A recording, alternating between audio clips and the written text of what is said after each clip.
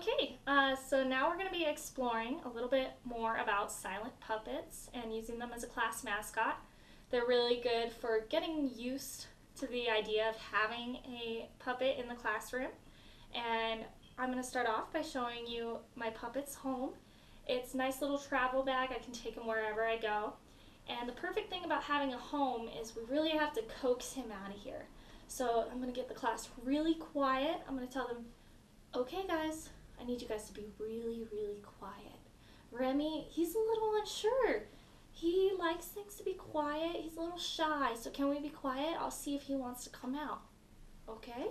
All right. Remy, kind of wake him up. Remy, are you ready to come out? Put my ear to it. Okay guys, I think he's ready to come out. Now the important thing is to kind of put him onto your hand before you take him out. Kind of keeps the secrecy about the puppet. And he kind of pops his head out. He's going to check around before he comes out all the way. Maybe talk to me. Oh, it's okay, Remy. See? It's okay. Oh, hi, class. He says hi. Remy doesn't like to talk. See, he's a little shy still. He's still feeling like he's getting used to saying all his words correctly. He's still trying to read, so he really likes to read, don't you, Remy? Now, because he doesn't talk, it's a little bit more important to kind of move him around a little bit more often. He likes to hide his face, or he can scratch his head, or just kind of hug himself when he's unsure and kind of shake himself around to kind of comfort himself. He's really, really great for getting students to kind of quiet down because he doesn't talk. When they want him to come out, they know that they have to be quiet. Also, he's great for getting them to do a routine, such as lining up at the door. And when they line up at the door at the end of the day, they know that they're going to get a goodbye from Remy if he's out. Huh, Remy, you like saying goodbye. Now, Remy, when he says goodbye, he might give them a high five, or he might kind of give them a nice little hug and they can kind of pet him. Or he might give you a kiss on the cheek, huh? So this is Remy the raccoon, and he is perfect for kind of introducing your kids to the idea of having a class mascot that is a puppet. So once you feel comfortable with having a silent puppet as your mascot, it might be time to kind of explore getting a talking puppet. So this is my friend Ellie, and Ellie, I picked her because I feel comfortable with her. I feel like I can kind of relate to her sometimes. And she's in 3rd grade. And Ellie, do you want to say hi? Hi, guys! Now, when I talk for her, I don't have to kind of hide my voice. So just don't be worried about that.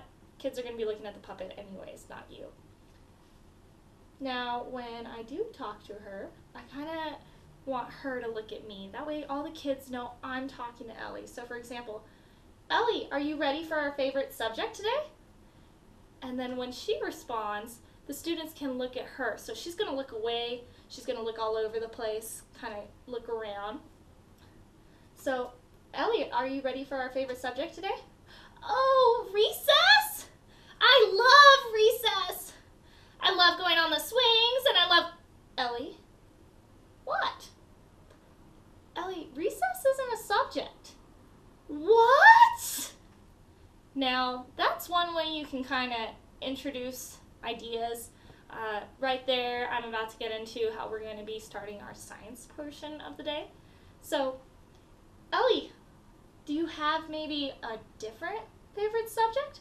Oh, I guess my second favorite is, science. I like science. Yeah. Well, that's perfect because we're going to be doing some science experiments today. Oh, can I wear goggles? Now, when you have her out, just remember she might be moving around all the time. Kind of keep them moving if you're not talking. Look around. Just when you want class to look at you, just say, hey, Ellie, over here. Can you look at me? We're talking. Oh, okay, sorry. Now, again, Ellie can be used for the same thing as the class mascot as far as getting students into a routine. But besides that, Ellie, or your talking mascot, can kind of teach students how to appropriately release certain emotions and talk about situations that they were mad about.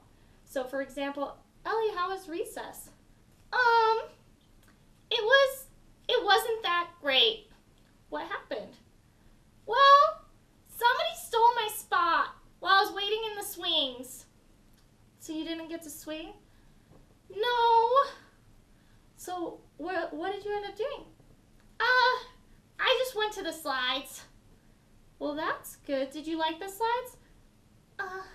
It was okay.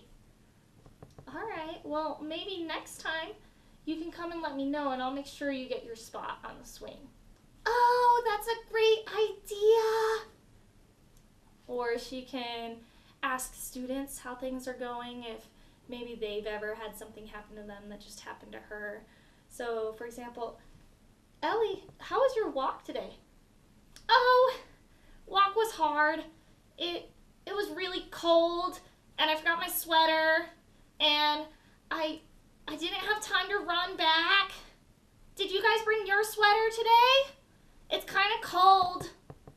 And just kind of talk about different things that might have happened throughout the day, especially if you already know that a student in particular is having a hard time. You can kind of gear it towards that, and then they'll kind of feel that they can connect to the puppet a little bit more. But that's just some ways that you can use class mascots to integrate into the classroom.